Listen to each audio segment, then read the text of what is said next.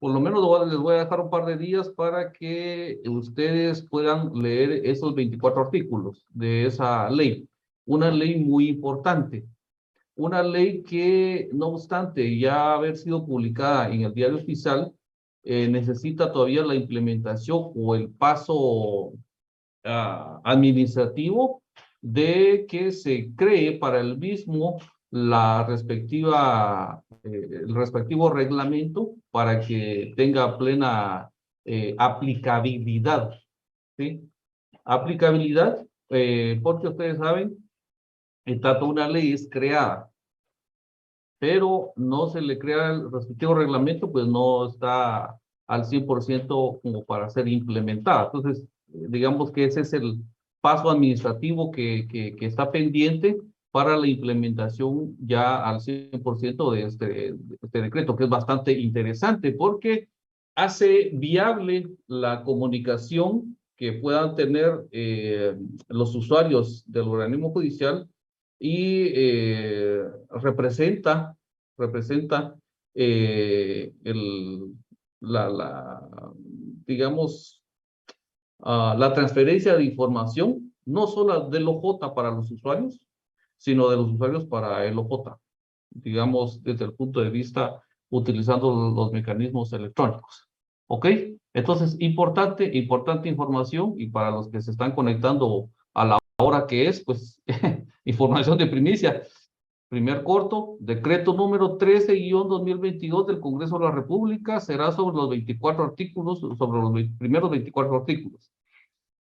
Importante, hay que leer eso, no solamente para su conocimiento, su acervo cultural, también su conocimiento legal, etcétera. Es muy necesario que lo lean.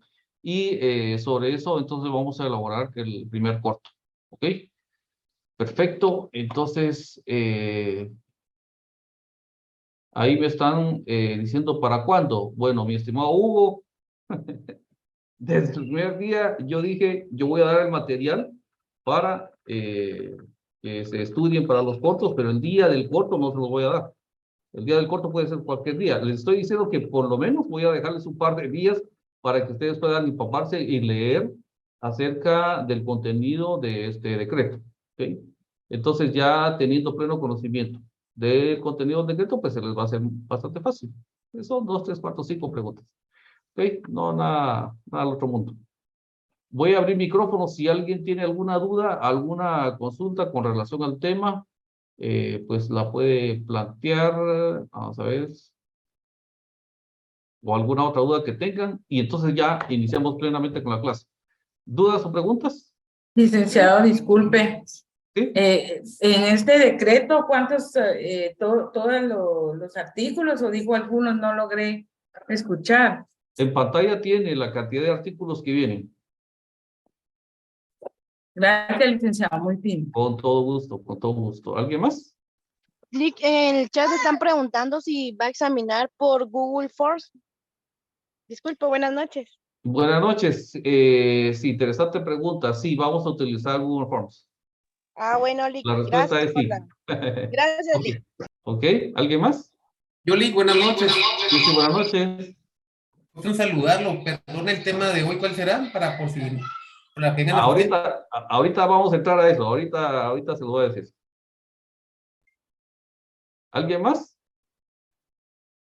¿Solo? Va, perfecto. Iniciamos entonces, chicos. Vamos a ver. Por favor, si desean participar, levantan la manita digitalmente y con gusto les doy la palabra. ¿Ok? El tema para el día de hoy. El día de hoy estamos platicando, estamos conversando, estamos siguiendo con el tema de los periféricos de entrada y los periféricos de salida. Ese es el tema para hoy. Periféricos de entrada y periféricos de salida. ¿Ok? Y estamos viendo entonces cómo esos son componentes, esos son partes de la computadora y cada uno tiene una función específica. Les hablaba acerca de, yo creo que esta flyer ya la vimos el día de hoy. Pero una computadora, digamos, trae lo elemental y viene adherido, viene pegado a la motherboard. Ahí vienen los componentes que él necesita para trabajar. Digamos que usted compra una computadora y usted pues se conforma, digamos, con los componentes básicos que trae la motherboard, porque la motherboard pues le puede proporcionar video, le puede proporcionar el sonido, le puede proporcionar lo básico. Y usted dice, bueno, con eso puedo trabajar perfectamente, no necesito exigirle a la máquina, no voy a jugar con la computadora, no voy a procesar video, no voy a procesar audio, no voy a hacer nada de esas cosas. Ok, entonces tiene una máquina que es que tiene lo básico. Ahora bien, yo les animo, si tienen la posibilidad, porque esto es más de posibilidad que de cualquier otra cosa, de poder adquirir una máquina que pueda en algún momento dado trabajar cuestiones que van más allá de lo cotidiano, más allá de lo estándar. ¿Por qué? Y les planteo yo un caso en particular. Resulta de que yo estoy actualmente llevando un caso en el cual nosotros estamos procesando video. Nosotros fuimos a, digamos, a solicitar que se descargara un video que está, digamos, en un formato distinto al que habitualmente las computadoras manejan. Aquí hay unos aparatitos que manejan o centralizan la información con relación al video que va recopilando de las diferentes cámaras. Ese aparatito tiene un nombre. Si alguien lo tiene por ahí, sería excelente. Eso es de conocimiento, digamos, general.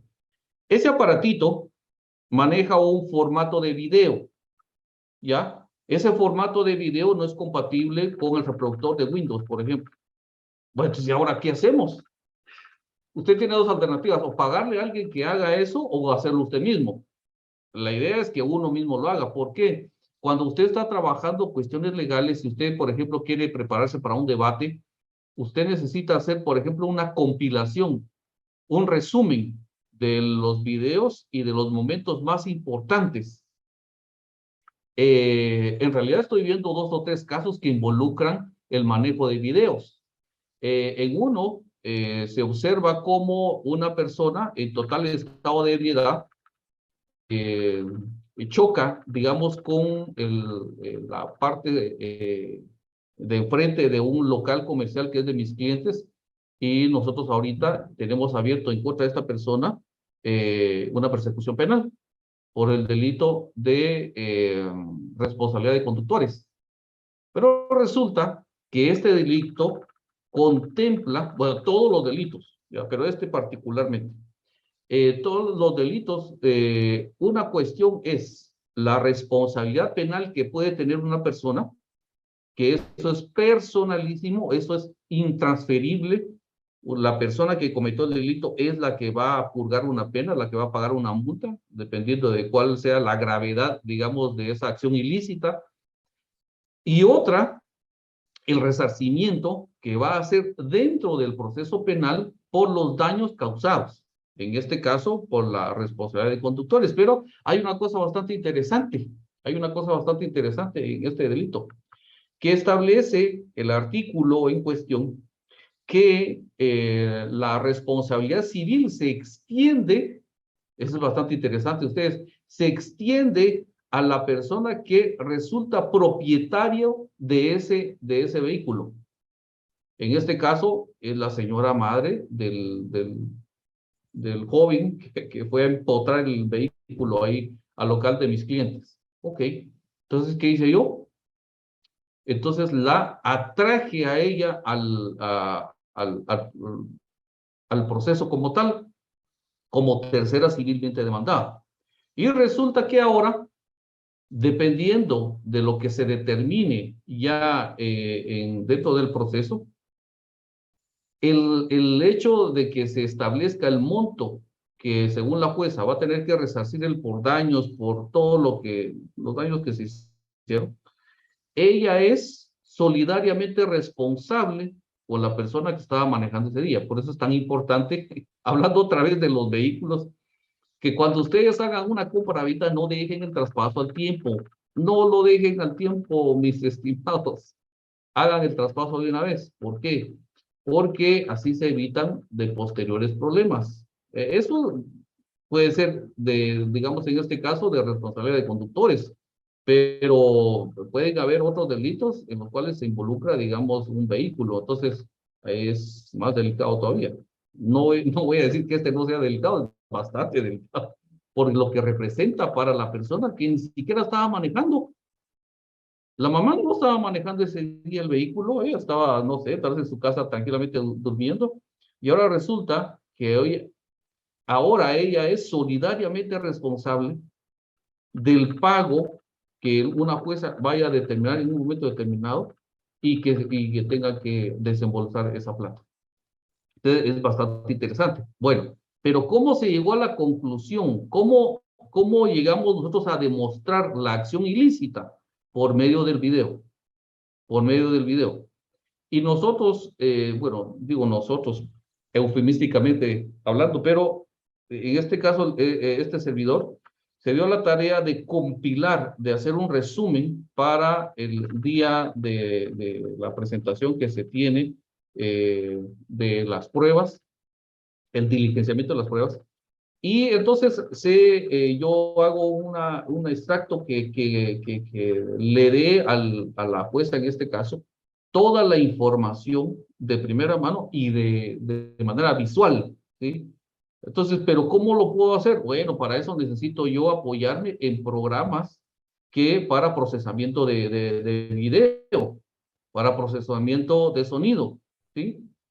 Que como les digo, podría contratar a alguien y pagarle y que lo haga alguien más, pero bueno, yo prefiero hacer yo las cosas y pues gracias a Dios no se necesita un conocimiento tan extenso y se pueden hacer, digamos, presentaciones bastante profesionales. Recuerdo que cuando yo empecé a trabajar en mis primeros años con un doctor en Derecho. Y él me dijo, mire, ¿será que podemos trabajar con unas presentaciones de PowerPoint? En PowerPoint se pueden hacer presentaciones bastante sofisticadas, muy buenas. Y pues estuve en varios debates y yo estaba a cargo, digamos, de la presentación que se hacía de el material audiovisual que se presentaba en las audiencias. Y pues me pagó muy bien, dicho sea de paso. No me lo esperaba que me pagara de esa manera. Me pagó muy bien eso. Entonces, todo conocimiento que ustedes puedan tener y que haga la diferencia entre ustedes y el que está a la par, eso significa para ustedes una ventaja competitiva. Y con la ventaja competitiva viene, y de igual manera, obviamente, una ventaja económica para ustedes. Ya, con eso les digo, todo conocimiento que ustedes puedan tener de cualquier tema les va a servir, yo sé por qué se los digo en el ejercicio, todo sirve, todo sirve. Bueno, vamos con la siguiente. Tarjetas varias, estamos en las tarjetas varias, las que se pueden adherir a la computadora, las que se meten en los slots que estábamos hablando el día de ayer, que tiene la tarjeta madre o la motherboard. En esa también va una tarjeta que es un adaptador LAN o la interfaz de red que permite a la computadora interactuar con otras computadoras de manera alámbrica, ¿sí? Entonces ahí usted tiene el cable, los conectores RJ45 y digamos todo lo que se necesita para poder compartir información con otras computadoras, ¿verdad? Entonces, sirve para conectarse a Internet, dice aquí. Sirve para conectarse a Internet o para poner en comunicación dos computadoras para compartir datos entre ellas por medio de una red. Probablemente la identifiques porque tiene un conector Ethernet. Ethernet. El Ethernet tiene la particularidad de que es una red de computadoras, pero local, ¿sí? El Ethernet es local. El Internet es internacional, digámoslo así. Ya es una interacción con computadoras en cualquier parte del mundo y se vale del cableado que hay de fibra óptica, etcétera, que está disperso en todo el mundo. Ahora, el Ethernet no. El Ethernet es una red local donde se comparte información de manera local. ¿Ok?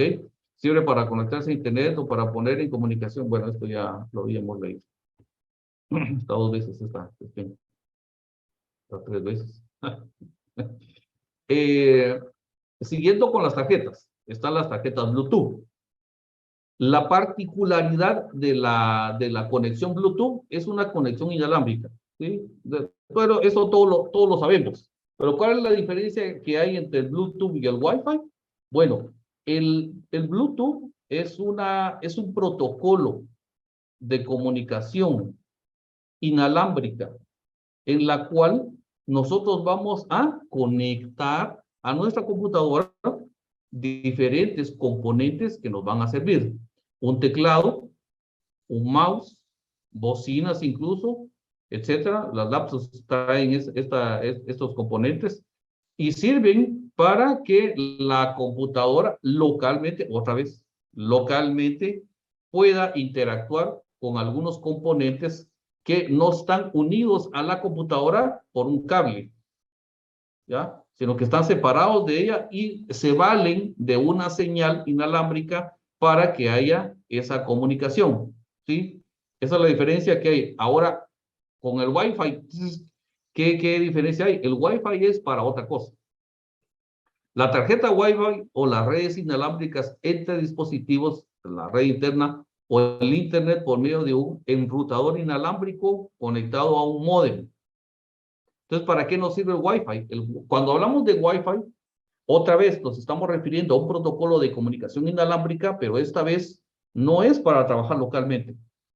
¿Sí? Digamos, localmente me estoy refiriendo a que vamos a conectarle la computadora interfaz de comunicación, que puede ser un teclado, un mouse.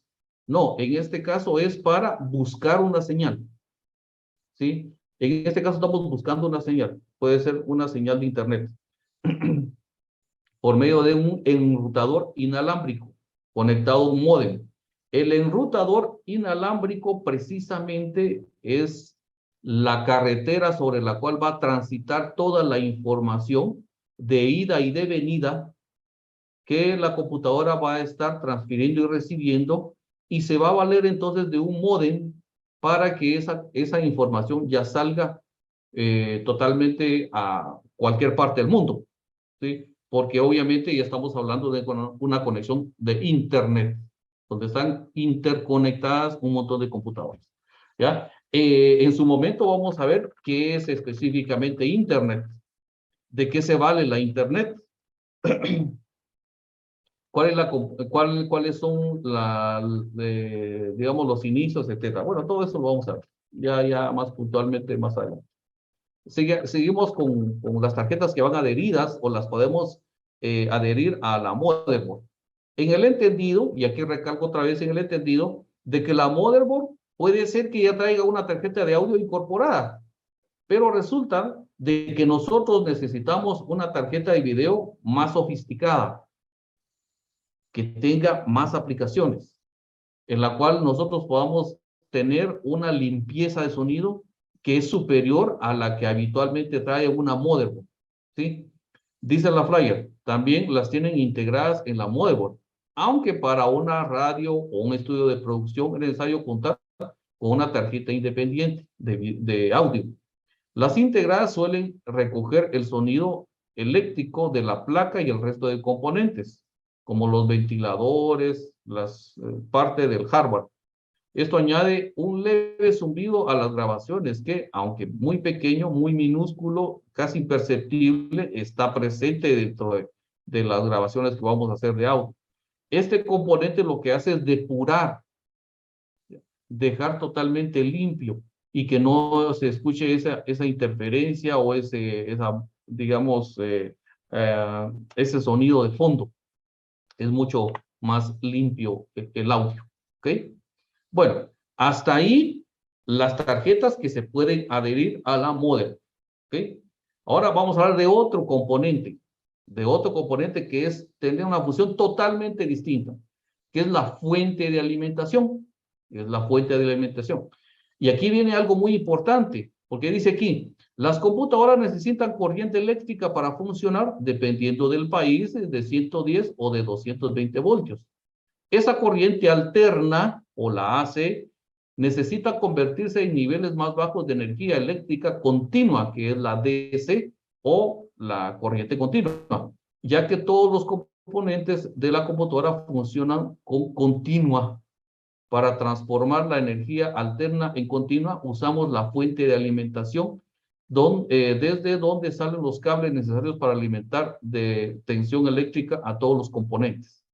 Este tema de verdad es bastante extenso dentro de del dibujito que nosotros tenemos aquí. Esta es la fuente de poder.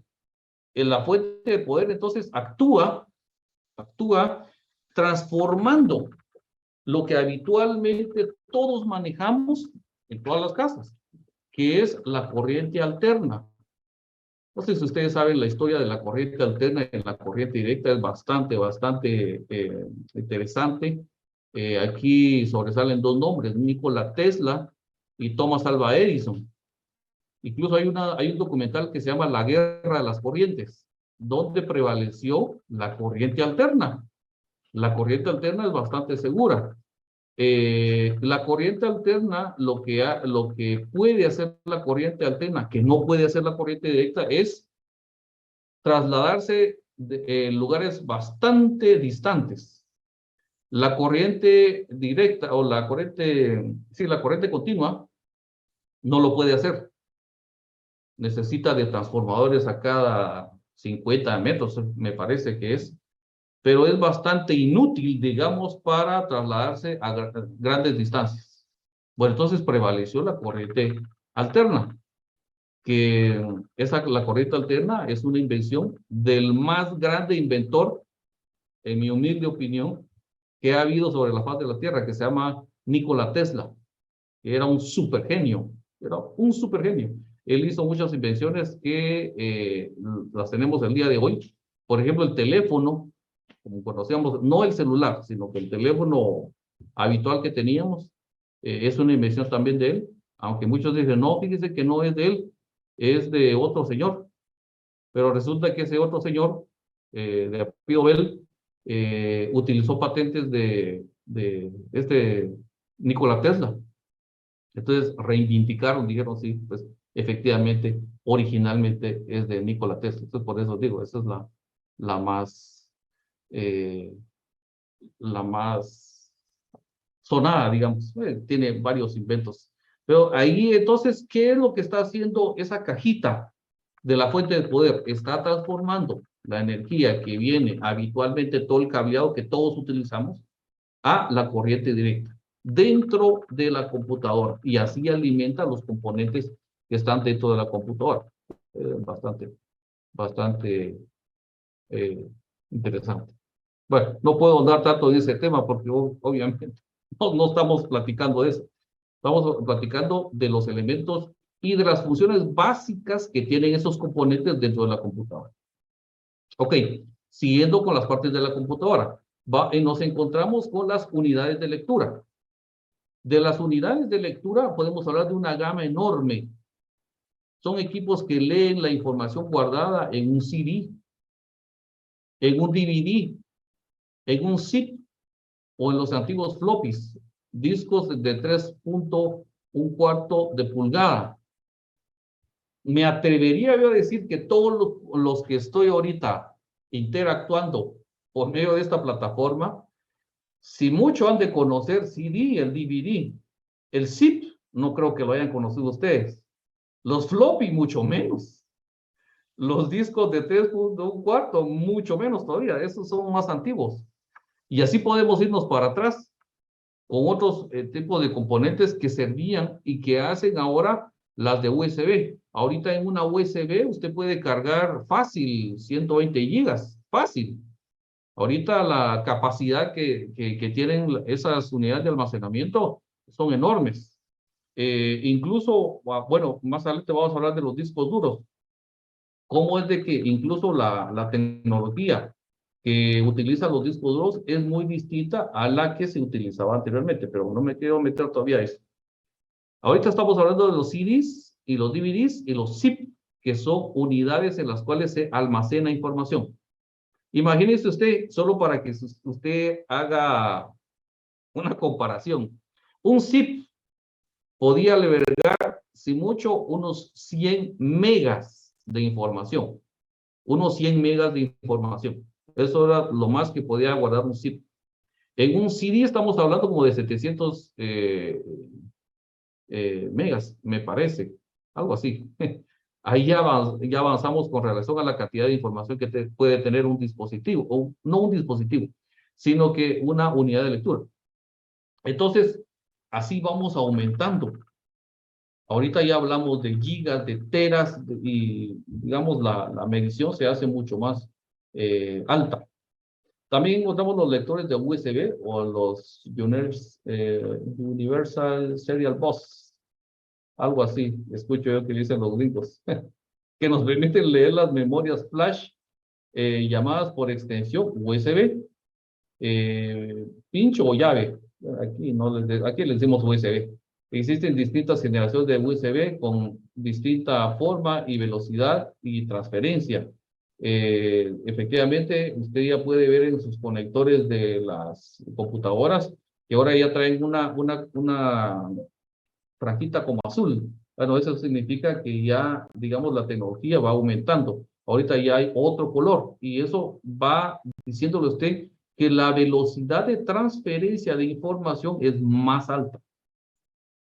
O sea que aparte es la capacidad de almacenaje que tiene una USB y aparte es la capacidad que tiene la computadora de transferir información a la USB y viceversa. Ahí entonces estamos hablando de una tasa de transferencia. Pero alguien me dirá, pero mire, usted me está hablando de megas y que de gigas, pero ¿eso cuánto es? O sea, ¿eso cómo sé yo cómo se puede medir? ¿Y para qué me puede servir eso? Bueno, le puede servir de muchas maneras. Así como usted sabe de que un metro está compuesto por 100 centímetros, de igual manera, cuando usted conoce las medidas con las cuales se mide, valga la redundancia, la capacidad que pueda tener una USB o cualquier dispositivo, entonces usted ya tiene y sabe cuánta información puede almacenar ahí. Dependiendo del tipo de información que usted va a almacenar, entonces va a decir, bueno, esta USB me alcanza o no, está muy chiquita. Y sin embargo, físicamente son iguales, dos pueden ser, pero la capacidad de almacenaje es muy distinta. Entonces ahí cambia totalmente. Esas son las unidades de lectura.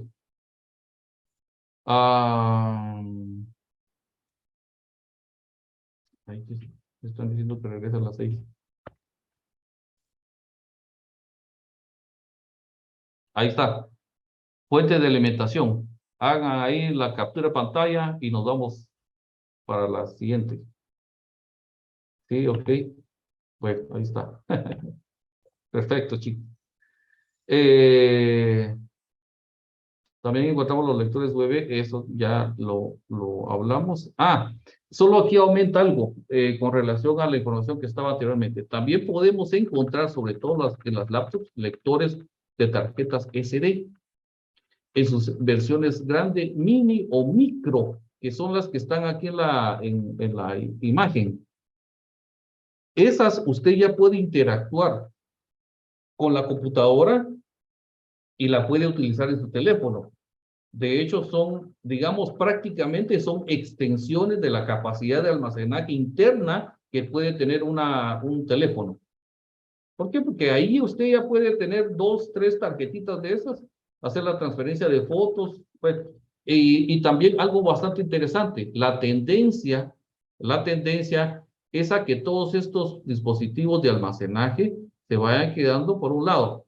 Obviamente todavía falta mucho para eso. Y privilegiar la transferencia inalámbrica. O sea, todo va a ser inalámbrico, toda la transferencia de información va a ser inalámbrica. Por eso les decía yo también la utilización de la nube, esa famosa nube que nosotros decimos, bueno, ahí ha de estar flotando la información, mis fotos y todo lo que yo tengo almacenado, pues por ahí ha de estar flotando. No, eso está almacenado en un servidor que está en alguna parte de este mundo. Ok, discos de almacenamiento. Pero cuando hablamos de discos de almacenamiento, estamos hablando de almacenamiento interno de la computadora.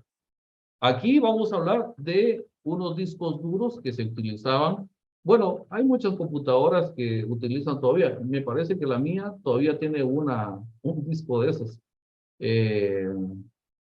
Dice, en ellos se guarda toda la información y programas.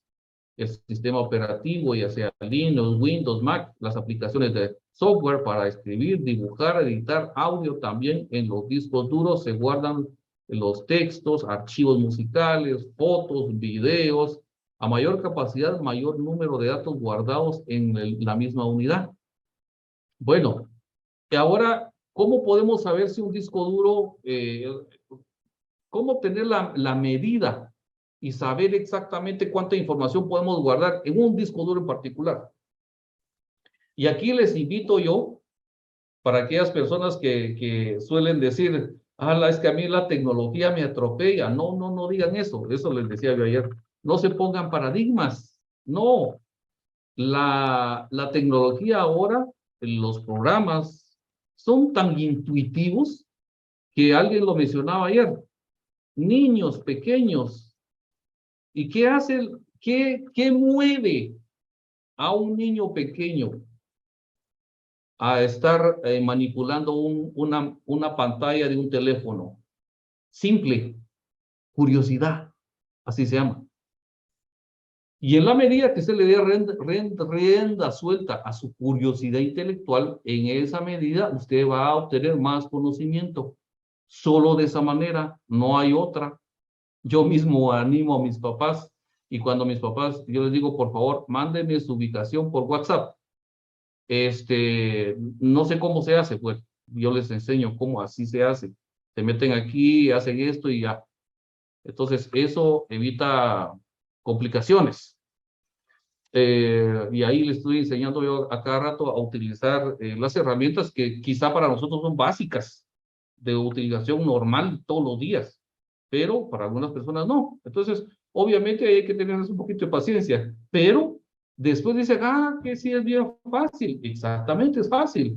Lo único es que usted no le dio rienda suelta a su curiosidad intelectual, a su niño interno. Deje salir a su niño interno.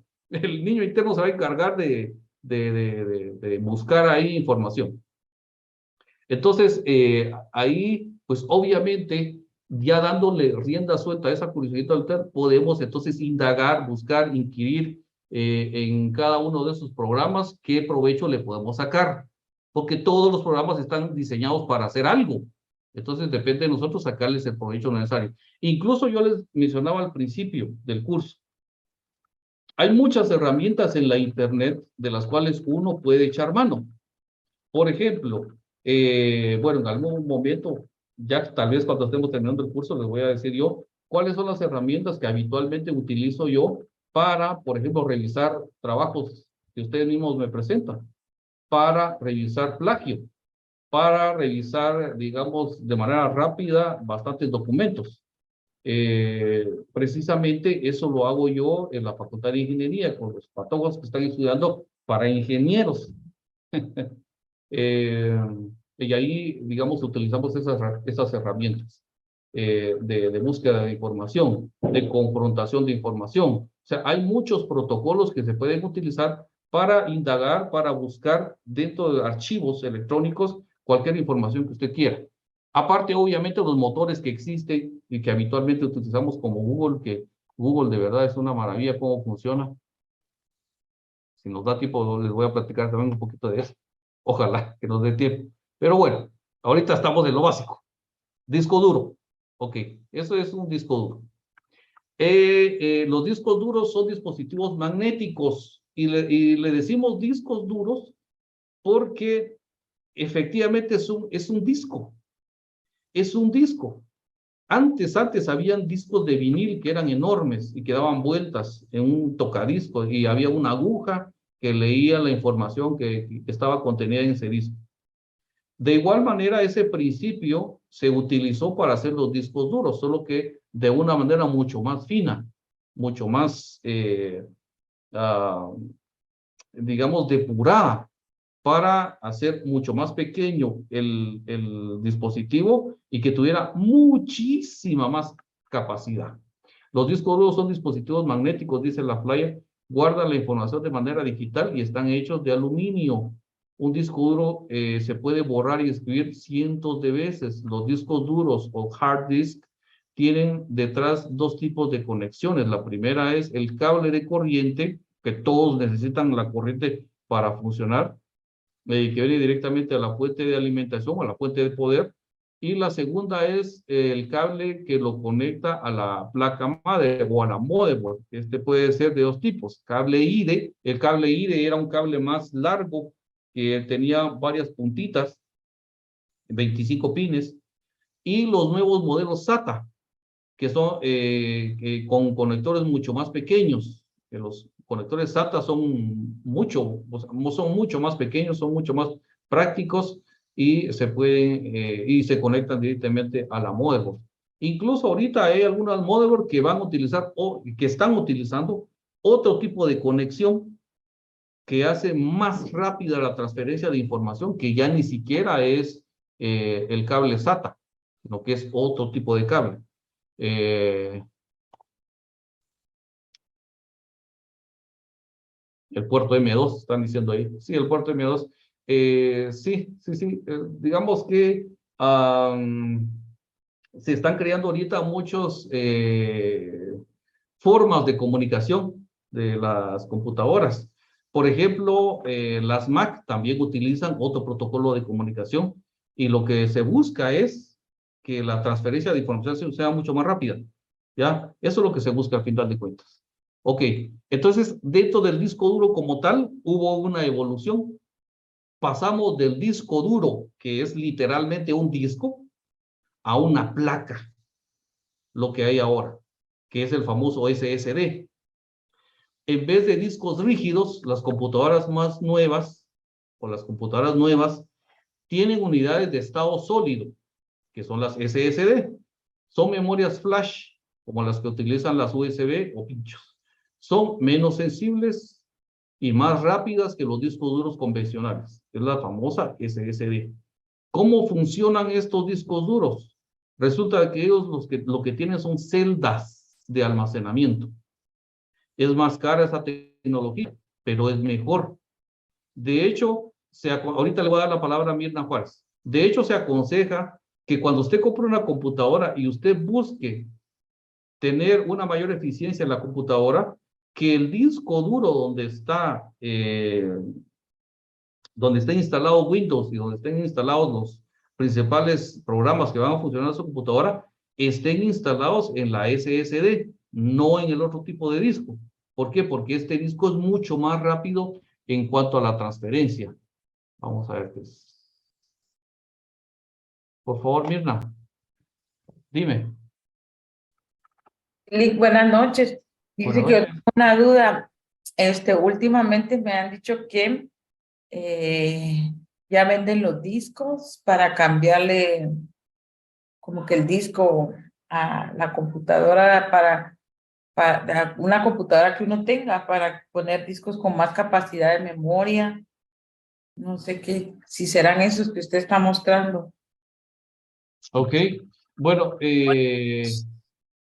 gracias por la intervención. Esos SSD son los de estado sólido, ¿verdad? ¿O Así son es. otros?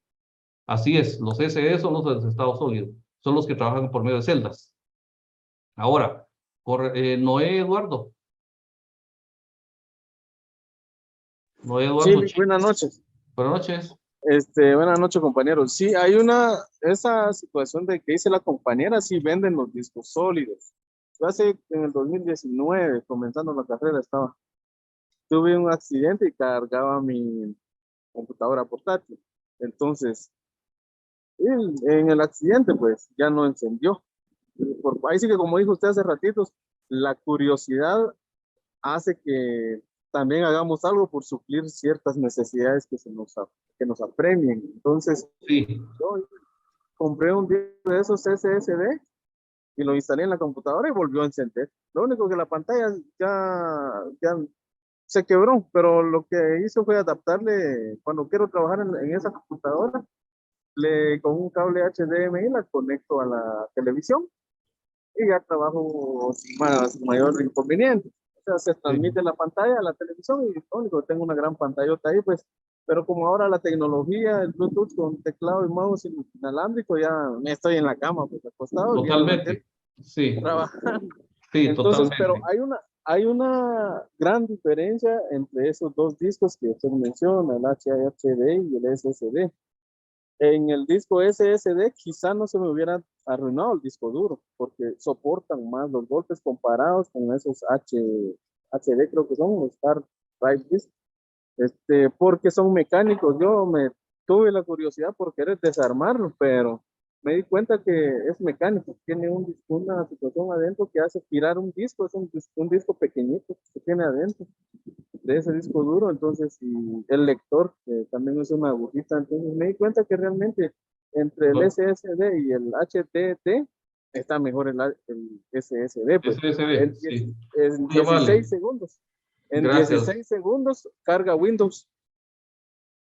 Eso depende de muchas cosas. Ahorita voy a Sí, explicarles eso. Gracias, gracias Noé. únicamente. Walter Chavalé, Sí, Lick, buenas noches. buenas noches. Sí, yo hace unos meses hice el cambio a disco SSD y sí es una gran diferencia, Lick. O sea, yo sí le recomiendo a los compañeros que puedan y tengan la posibilidad de poder hacer su cambio y es una gran diferencia y sí ahorra uno tiempo, ¿verdad? Al trabajar con este tipo de discos. Totalmente. Es- Muchas gracias. Gracias, compañeros. Buenos aportes. Mire, pues, fíjese que es bastante interesante que se los voy a poner un ejemplo con un vehículo que, digamos, tal vez es más fácil de entender.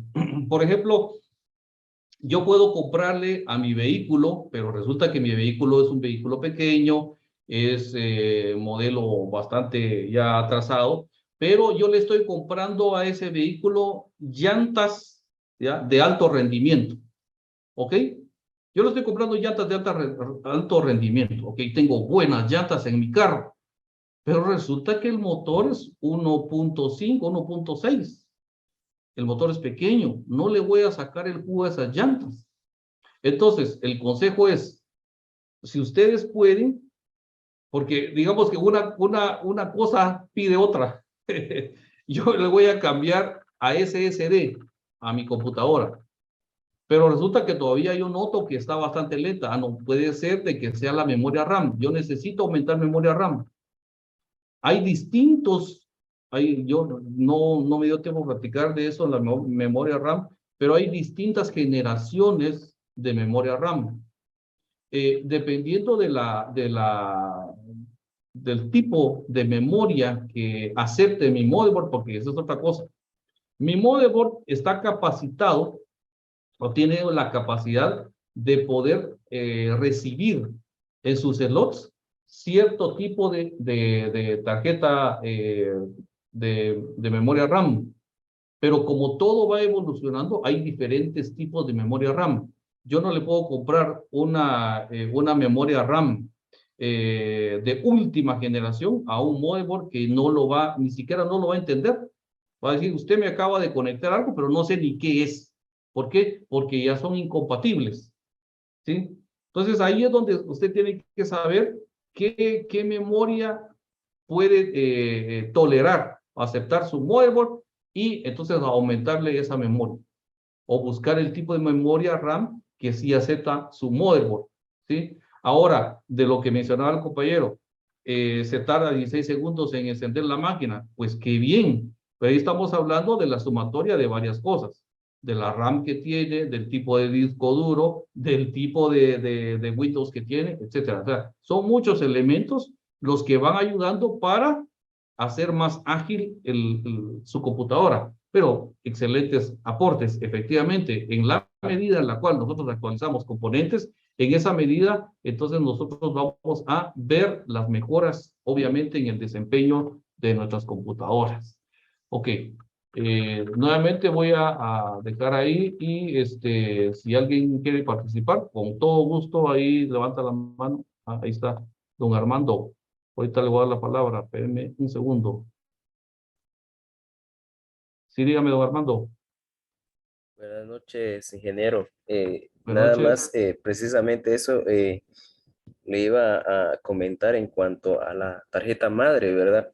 Que no es lo mismo, por ejemplo, una computadora de escritorio que una portátil, por ejemplo, ¿verdad? Entonces, entiendo que para cambiar algún tipo de dispositivo, tendría que escanear primero la tarjeta madre, ¿verdad? ¿Qué es lo que puede aceptar o qué se le puede adaptar o no? O si se puede hacer una transición, eh, adaptarle nuevas cosas a una tarjeta madre, por ejemplo, que no tenga la capacidad, por ejemplo. Sí, bueno, lo que hablaba, y les pongo el ejemplo otra vez de un vehículo. Por ejemplo, yo les estaba hablando acerca del que le puse llantas de alto rendimiento, pero no le voy a sacar el jugo porque el motor es muy pequeño. Va, entonces digo yo, bueno, entonces voy a hacer algo. Voy a hacer algo. Yo sé que los BMW utilizan motores 3.0, o sea, son motores mucho más grandes. Ah, bueno, entonces le quito el motor que tiene mi carcachita y le voy a meter un motor 3.0. ¿Será que me va a funcionar? No, no va a funcionar. ¿Por qué? Porque ese motor necesita otro tipo de enfriamiento, otro tipo de entrada de aire, otro tipo de, etcétera. Son muchas cosas. Entonces, de igual manera, en una computadora, y nosotros vamos a ver y vamos a partir de establecer la capacidad que tiene nuestra motherboard. Por eso es tan importante saber a dónde irnos a buscar dentro de los componentes de la computadora, hasta dónde podemos topar la capacidad de esa máquina en particular. La motherboard tiene cierta capacidad, como lo hablábamos, para recibir, por ejemplo, en sus slots, la memoria RAM. Por ejemplo, ahorita la última memoria RAM que está, me parece, no sé, está la DDR4, bueno, DDR5, hay diferentes series, y las DDR4, por ejemplo, estamos hablando de, se refiere a la capacidad que tiene de comunicación. Se recuerda que habíamos hablado de que la RAM se encarga algo así como que hiciera una cadenita, recibe y da, y de regreso, y recibe de aquí y da de regreso, y recibe, él está como que fuera en los bracitos de la computadora con relación a los datos, él recibe y da datos, recibe y da datos, mientras que el procesador, allá, él está procesando la información, él está diciendo, él está resolviendo lo que el usuario quiere que se haga. Yo le estoy exigiendo a la computadora, por ejemplo, que se desempeñe en un juego. Yo estoy jugando. Ah, bueno, la RAM está transfiriendo toda esa información del juego. El procesador está dándole vida al juego para que funcione, ¿sí? Entonces, cada componente tiene una función, un trabajo en específico para que al final nosotros en el monitor podamos visualizar entonces el resultado y vamos a interactuar con la computadora jugando. Le ponemos nosotros en el teclado, el joystick o lo que sea, y ahí estamos interactuando con la computadora. Ok, pero ahí, excelentes.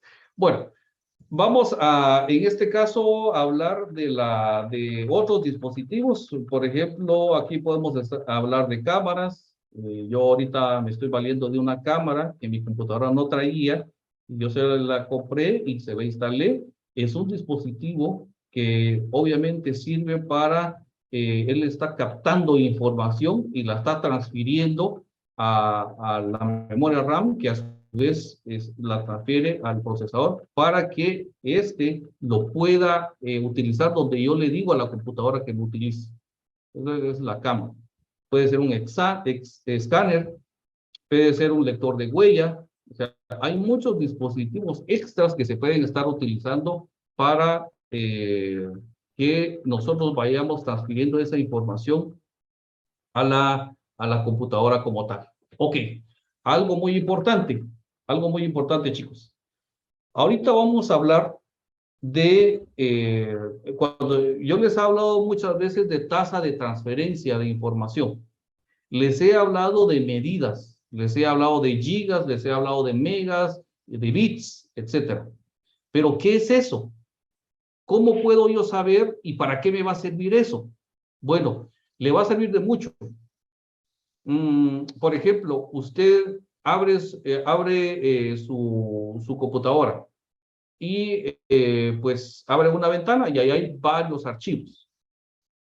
La computadora le da a usted la información del nombre del archivo, de la fecha de creación, dependiendo de lo que nosotros querramos ver, y eso se lo pedimos nosotros a la máquina. Yo necesito, por favor, que usted me dé el nombre del archivo, la fecha de creación, el tamaño del archivo y cada uno de los requerimientos que nosotros queremos. Eso nosotros lo determinamos. Ok.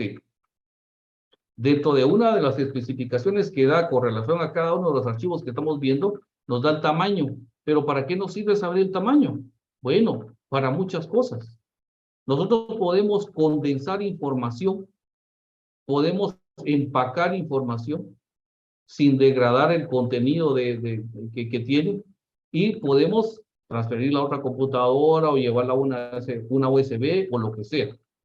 Entonces, o a veces podemos nosotros, híjoles, ¿por qué será que este archivo no pasa? Este otro archivo pasó tan fácil, pero este no pasa. Ah, bueno, pero como nosotros ya sabemos visualizar cuál es el tamaño de ese archivo, entonces ya vamos a saber, ah, bueno, es porque es muy grande. Entonces voy a utilizar otra manera de extraer esta información o lo que sea. Porque a más conocimiento informático, más soluciones podemos tener para una situación en particular. ¿Sí? A más conocimiento informático nosotros podamos manejar, más soluciones podemos nosotros implementar para solucionar ciertas cosas. ¿Ok? 2 personas me están pidiendo la intervención. A ver, por favor, Mirna y después Homer. Disculpe, fíjese que mi computadora no sirve y, bueno, no es que no sirva, me falló el día de hoy y mi hija me prestó la de ella, entonces me costó un poquito de cambiar de usuario. Entonces, si fuera tan fino de compartirme las 2 o primeras diapositivas, porque por estar componiendo eso no le pude tomar pantalla. Ok, va, voy a hacer un resumen después. Tal vez Espinal, ¿sí? Va, está bien, ok. Homer López. Sí, licenciado, buenas noches. Buenas noches. Únicamente para ver si me podría ampliar un poco el tema de la... Yo sé que no lo tocamos en clase, ¿va? Pero estaba leyendo el acuerdo gubernativo, el 13-2022, y habla sobre una firma electrónica. Ajá. En ese caso, no llego a comprender cómo o qué se entiende por firma electrónica, Alex, disculpe. Bueno, mire, pues, dentro del programa, yo en un momento voy a extenderme con relación al tema de la firma electrónica. Voy a tratar de resumírselo para que ustedes logren entender de una mejor manera en la lectura que van a hacer de ese decreto.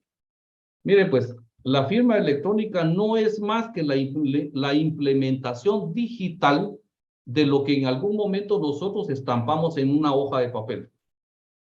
La firma, ahorita voy a hablar de la firma como tal, como la conocemos todos, los garabatos esos que hacemos. Ok, cuando yo estampo mi firma en un documento, eso significa que yo estoy de acuerdo con el contenido de ese documento. ¿Ya? Lo que conocemos como pacta sunt servanda, cuando hacemos nosotros un contrato y está contenido en una escritura pública. Yo estampo mi firma ahí. Cuando yo estampo mi firma ahí, estoy diciendo estoy de acuerdo con esto. Ok, entonces tiene una gran importancia la firma, ¿sí? Tiene una gran importancia. Bueno, ahora que estamos transfiriendo todo a lo electrónico, ¿cómo le hacemos?